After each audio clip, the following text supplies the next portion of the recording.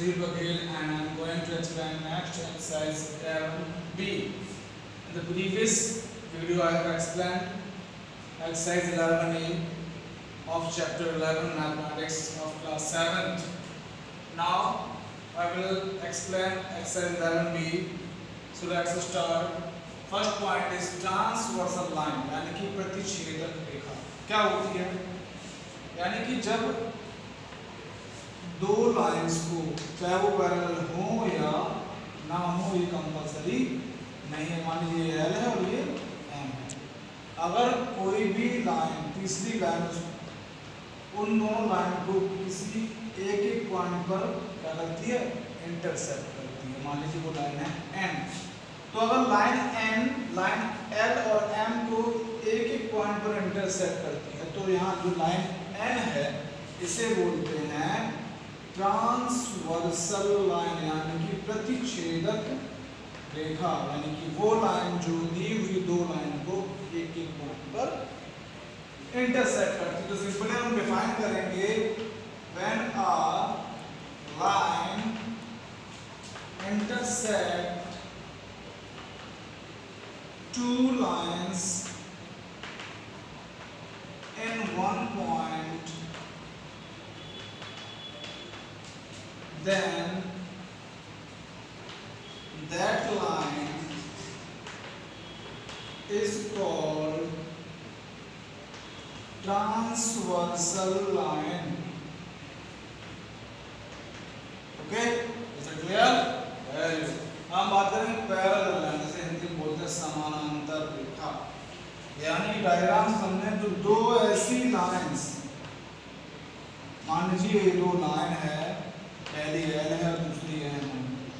इनको हम चाहे कितना इंक्रीज करें या चाहे कितना भी हम इनको इंक्रीज करें, लेकिन इनकी बीच की जो डिस्टेंस है वो हमेशा कैसी रहती है, इक्वल रहती है। वो ना तो कभी इंक्रीज होती है ना ही कभी डिक्रीज होती है। तो कैसे डिफाइन करेंगे, two lines are said to be parallel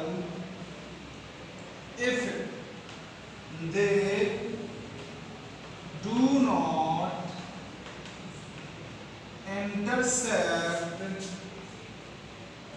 whether they are increased or decreased। तो यानी कि चाहे उन्हें बढ़ाएं या घटाएं, लेकिन वो लाइंस जो है पैरेलल कहलाई जाती है। यानी कि the two lines are said to be parallel if they do not intersect, whether they are increased or decreased।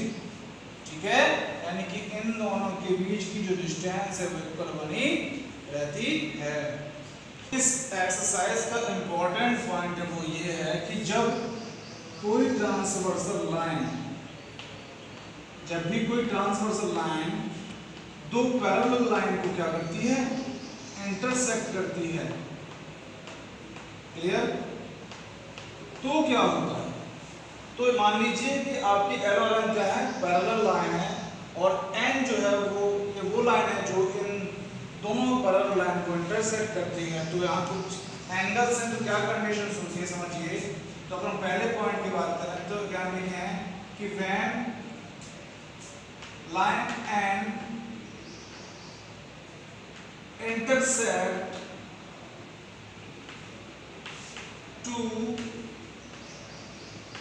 parallel lines L and M, then first point, यानी कि अगर हम बात करें ये है आपके अल्टरनेट इंटीरियर एंगल, यानी कि अल्टरनेट इंटीरियर की बात करें तो यानी कि angle 3 is equal to angle 6 comma angle बात करें 4 कॉमा एंगल 5। ये जो है दोनों एंगल कैसे होंगे, बराबर होंगे। क्यों होंगे, अल्टरनेट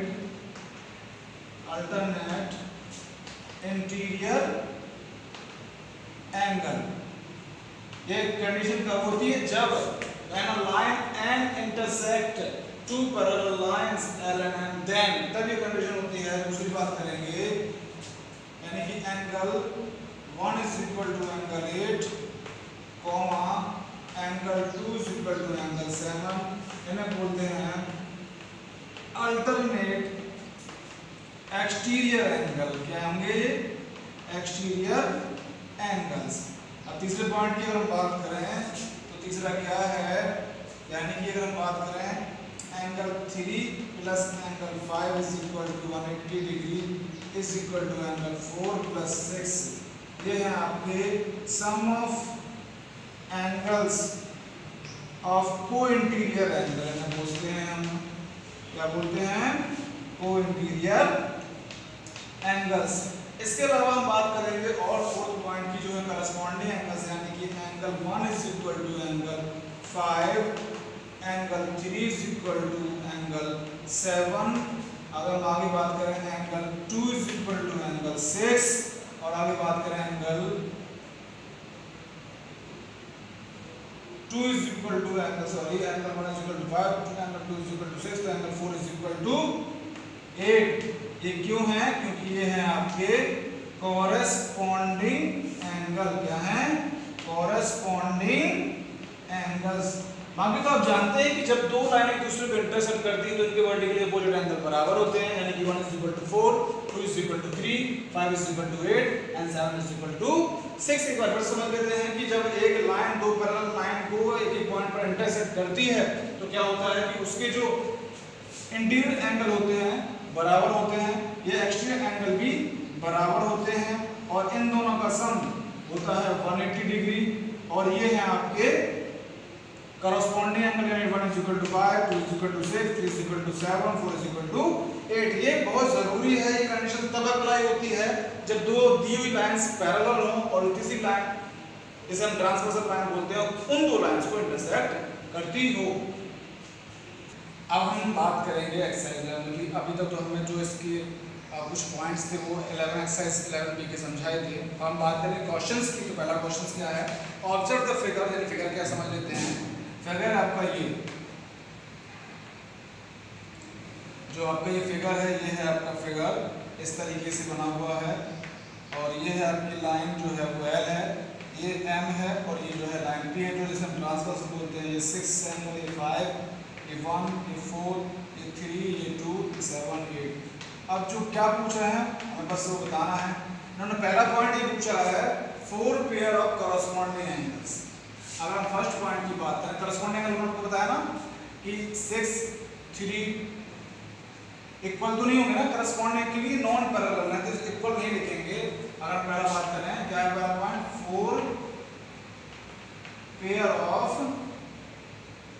कॉरेस्पॉन्डिंग एंगल्स। तो क्या है?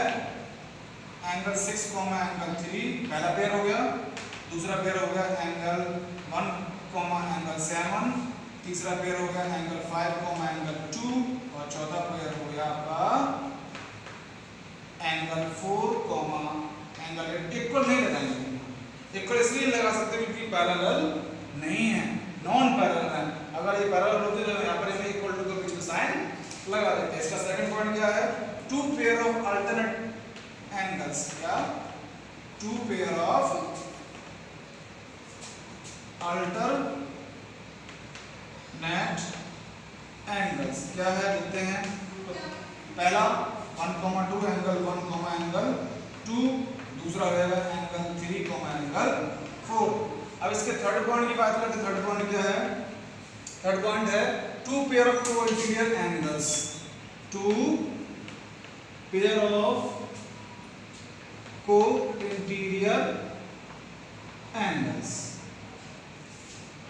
तो अब जो थर्ड पॉइंट है वो क्या है? 2 pair of co-interior angles. ये 2 पेयर, तो पहला पेयर है आपका एंगल 1, एंगल 3, और दूसरा जो पेयर है वो है एंगल 4, एंगल 2। अब हम बात करेंगे फोर्थ पॉइंट। फोर्थ पॉइंट क्या है? A linear pair. तो लीनियर पेयर की अगर हम बात करेंगे तो लीनियर पेयर आप ले लीजिए एंगल 5, एंगल 6। अब फिफ्थ पॉइंट क्या है, two pair of vertically opposite triangles, two pair of vertically opposite angles. तो two pair of vertically opposite angles में क्या क्या आएगा, देखिए एक तो अब ये वैसे चार पेयर है यहाँ पर, क्योंकि एक ये पेयर है, एक ये पेयर है, एक पेयर ये और एक पेयर ये, तो कोई दो पेयर लिख लीजिए। तो पहला पेयर लिख लीजिए आप एंगल 6, एंगल 4, और दूसरा पेयर लिख लीजिए एंगल 1, एंगल 5। इस तरीके से फर्स्ट क्वेश्चन फिनिश होता है। किया हम बात करें क्वेश्चन 2 क्या है। Question 2, AB and CD are two non parallel lines. चलिए डायग्राम समझ लेते हैं, जो डायग्राम भी जरूरी है, उस हिसाब से क्वेश्चन समझ में आ जाएगा। क्या है डायग्राम देखते हैं। ये आपकी है A, B, C और ये D, ये नॉन पैरेलल है, पैरेलल नहीं है, याद रखिएगा। ये है आपकी F, दोनों जगह उन्होंने F दे रखा है, तो ये E मान लीजिए, और ये है F। ये जो है वो है आपका G, इसे बोलते हैं एंगल 1 दे रखा है 85 डिग्री। ये है एंगल 2, ये एंगल 3, ये 4, ये 8, ये 7, ये H है पॉइंट। ये है 90 डिग्री का एंगल है, जो है एंगल आपका 5, और ये है 6। तो यह नॉन कॉमन है, ये पैरेलल नहीं है, तो आपको सारे एंगल बताना है। तो जब पैरेलल नहीं है तो एक प्रॉपर्टी तो हमेशा अप्लाई होती, पैरेलल हो या ना हो, कि जब दो लाइनें दूसरे काटती हैं तो वो कहलाती हैं इंटरसेक्टिंग लाइंस, और वर्टिकली अपोजिट एंगल तो बराबर होंगे ही होंगे। और एक और जो लीनियर पेयर होगा उसे में वो भी लगेगा, भले ही नॉन पैरेलल हो। देखिए पहले बात करेंगे क्या डायरेक्ट करते हैं फिगर के आधार पर। देखिए एंगल 3 = आएगा एंगल 1, यानी कि 85 डिग्री। एंगल 3 कितना आ गया 85 डिग्री, क्यों, वर्टिकली अपोजिट एंगल। दूसरी बात एंड, अब आगे बात करेंगे तो एंगल, अगर हम बात करें तो एंगल 2 प्लस एंगल 1 बराबर हो जाएगा 180 डिग्री, क्यों, लीनियर पेयर ऑफ एंगल्स है। ये क्या है, लीनियर पेयर ऑफ एंगल्स। तो लीनियर पेयर ऑफ एंगल्स बात करेंगे तो वन कितना दिया है 85 डिग्री, हो जाएगा 85 डिग्री = 180 डिग्री। 85 डिग्री को घटाएंगे तो एंगल 2 = आएगा 95 डिग्री। अब एंगल 2 जो है, जैसे 2 आ गया और आपका 3 आ गया, जो एंगल 2 है वो किसके बराबर है, एंगल 4 बराबर एंगल 2 बराबर 95 डिग्री, क्यों, वर्टिकली अपोजिट एंगल। इसके बाद अगर हम बात करें तो अब कितने एंगल आ गए, आपका 3 आ गया, आपका 2 आ गया, आपका 4 आ गया, 1 दिया है। अब नीचे की पार्ट्स की बात करते हैं। नीचे अगर हम बात करें तो आपका जो है, इधर हम बात करें तो एंगल जो आपका 7 = एंगल 5 हो जाएगा, क्यों, 90 डिग्री दिया है। ये है आपका वर्टिकली अपोजिट एंगल। इसके बाद 7 और 8 को प्लस करेंगे तो एंगल 8 प्लस एंगल 7 बराबर हो जाएगा, क्यों, 180 डिग्री। रीजन भाई है लीनियर पेयर ऑफ एंगल्स। बात करेंगे तो यानी कि 7 कितना दिया है आपको 90 डिग्री, तो एंगल 1 8 प्लस 90 डिग्री = 180 डिग्री। इसको माइनस कर देंगे तो एंगल 8 = आ जाएगा 90 डिग्री। अब 8 जो है वो 6 के बराबर होगा, यानी angle 6 = angle 8 reason and = 90 degree. तो एंगल 6 कितना आ गया 90 डिग्री, क्यों, वर्टिकली अपोजिट एंगल। इस तरीके से ये प्रश्न समाप्त होता है। आगे बात करते हैं क्वेश्चन नंबर 5 क्या है, two parallel lines S and T और intersected by two transversal lines. एक ट्रांसवर्सल लाइंस Q है, दूसरी है R। तो find the angle Z and Y। तो देखिए दोनों पैरेलल लाइंस है, तो हमने यहाँ एंगल A और B आपको अपनी तरफ से मेंशन कर दिया है। देखिए ध्यान से सॉल्यूशन की अगर हम बात करेंगे फिगर में तो B = हो जाएगा, थोड़ा सा देखेंगे, since S parallel T hence and Q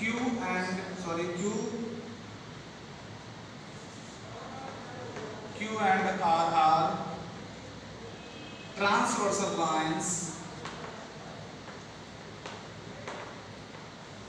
then देखिए B इज इक्वल टू हो जाएगा 130 डिग्री, क्यों, vertically opposite angles.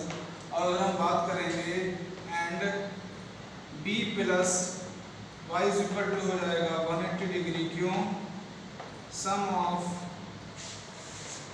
Co-interior angles,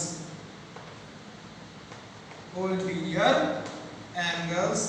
तो B है 130 degree plus y is equal to हो जाएगा 180 डिग्री, तो y बराबर आ जाएगा 50 डिग्री। कितना आएगा, 50 डिग्री। इसके आगे हम बात करें ऐसे यहाँ पर करेंगे A प्लस 80 डिग्री बराबर आ जाएगा 180 डिग्री, वही हाल है सम ऑफ को इंटीरियर एंगल्स। तो A बराबर आ जाएगा 100 डिग्री एंड फाइनली बात करेंगे तो Z बराबर हो जाएगा A, क्यों, वर्टिकली अपोजिट एंगल, तो Z बराबर आ जाएगा 100 डिग्री। इस प्रकार Z की वैल्यू हो गई 100 डिग्री और Y की वैल्यू हो गई 80 डिग्री। तो हम बात करें क्वेश्चन 7 की। तो क्वेश्चन 7 क्या है, in the given figure PQR is triangle. यहाँ देख सकते हैं आप PQR क्या है, ट्रायंगल है विद साइड PR जो आप देख सकते हैं कि यहाँ PR क्या है, साइड है इसकी 2S, जहाँ RT यानी कि जो आप देख सकते हैं कि जो है RT है, RT जो है वो पैरेलल है किसके, PQ के पैरेलल है। तो हमें जो एंगल है ना XYZ एंगल निकालने हैं। देखिए ध्यान से, since RT parallel PQ hence X is equal to 70 degree, क्यों, सॉरी अल्टरनेट इंटीरियर एंगल।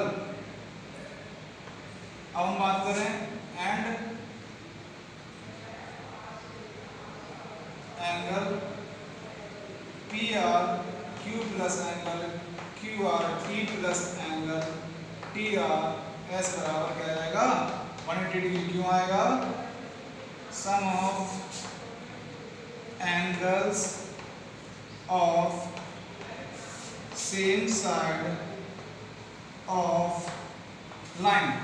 देखिए अभी हमने x कितना निकाला, x जो था हमारा यानी PR Q y है, ये जो है QR T जो है वो है आपका 70 डिग्री, ये है 80 डिग्री बराबर 180 डिग्री। दोनों को प्लस करेंगे तो हो जाएगा 150 डिग्री। y से हम अगर 180 डिग्री से अगर हम 150 डिग्री माइनस करेंगे तो क्या आएगा 30 डिग्री। तो y कितना आ गया 30 डिग्री। अब हम एक पूरा ट्रायंगल लेंगे। नाउ इन ट्रायंगल PQR क्या आएगा, Z प्लस 70 प्लस y बराबर 180 डिग्री, क्यों, sum of interior angles of triangle is 180 degree. तो Z प्लस 70 डिग्री, y कितना आया 30 डिग्री बराबर 180 डिग्री, दोनों को प्लस करके कितना आएगा 100 डिग्री। तो Z बराबर आएगा 180 degree minus 100 degree, Z is equal to आएगा 100 डिग्री। कितना आएगा 100, तो Z आ गया आपका 80 डिग्री, y आ गया 30 डिग्री और x आ गया 70 डिग्री। तो अब हम बात करेंगे क्वेश्चन नंबर 11 से पहले हम उसका डायग्राम समझते हैं। क्या है डायग्राम, देखिए ध्यान से, ये है आपका डायग्राम।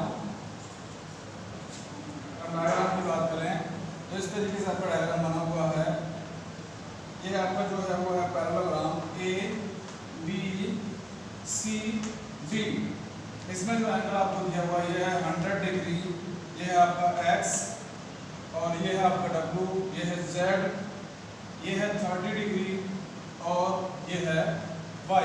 यहाँ जो दिया है हमको वो क्या है कि पहली बात तो ये है कि जो ABCD है वो आपका क्या है पैरेललोग्राम है एंड इसमें AB जो है वो पैरेलल है CD के। तो अब हमें क्या निकालना है, एंगल Y निकालना है, Z निकालना है, W निकालना है और X निकालना है। तो हम बात करेंगे अगर हम ना हो Z इज इक्वल टू हो जाएगा 100 डिग्री, क्यों, अल्टरनेट इंटीरियर एंगल हो जाएगा। इसके अलावा W इज इक्वल टू हो जाएगा 30 degree, same as alternate interior angle. इसके बाद हम एक ऊपर का ट्रायंगल लेंगे और नीचे का ट्रायंगल लेंगे एंड इन ट्रायंगल ABD में x plus 100 degree plus W बराबर 180 डिग्री। क्यों? ये एंगल सम प्रॉपर्टी से बोलते हैं हम, ट्रायंगल की एंगल सम प्रॉपर्टी है, यानी कि किसी भी ट्रायंगल के इंटीरियर एंगल का सम होता है 180 डिग्री। जब हमने कितना निकाला 30 डिग्री, तो 100 plus 30 degree is equal to 180 degree, दोनों को प्लस करेंगे 130 डिग्री आएगा, और इस 130 डिग्री को 180 डिग्री से माइनस करेंगे तो आपका क्या आएगा, आपका आएगा x is equal to 50 degree. इसके बाद हम ट्रायंगल लेंगे इन ट्रायंगल BCD में same y plus z plus 30 degree is equal to 180 degree, क्या एंगल सम प्रॉपर्टी। तो जैसे हम एंगल सम प्रॉपर्टी की बात करेंगे तो z हमारा कितना आया था 100 डिग्री, तो y plus 100 degree 30 degree is equal to 180 degree, दोनों को प्लस करेंगे तो आपका आएगा 130 डिग्री, इसको माइनस करेंगे 180 डिग्री से माइनस 130 डिग्री, तो y इज इक्वल टू आपका आएगा 50 डिग्री। तो y आ गया 50 डिग्री, आपका x आ गया 50 डिग्री, W हो गया 30 डिग्री और Z हो गया 30 डिग्री। इसी प्रकार एक्सरसाइज के आखिरी में हम बात करेंगे क्वेश्चन नंबर 14 की। तो क्या है क्वेश्चन नंबर 14 जो इस एक्सरसाइज का आखिरी है, क्योंकि लगभग सभी क्वेश्चन सेम है। हमने इसमें से दो ही बातों के बारे में बताया है, पहला ट्रांसवर्सल लाइन के बारे में बताया है और दूसरा हमने बताया है पैरेलल लाइंस के बारे में। इसके अलावा इस एक्सरसाइज में कुछ भी नहीं है। देखते हैं क्या है क्वेश्चन नंबर 14 जो इस एक्सरसाइज का अंतिम प्रश्न है। उससे पहले उसका डायग्राम ड्रॉ कर लेते हैं।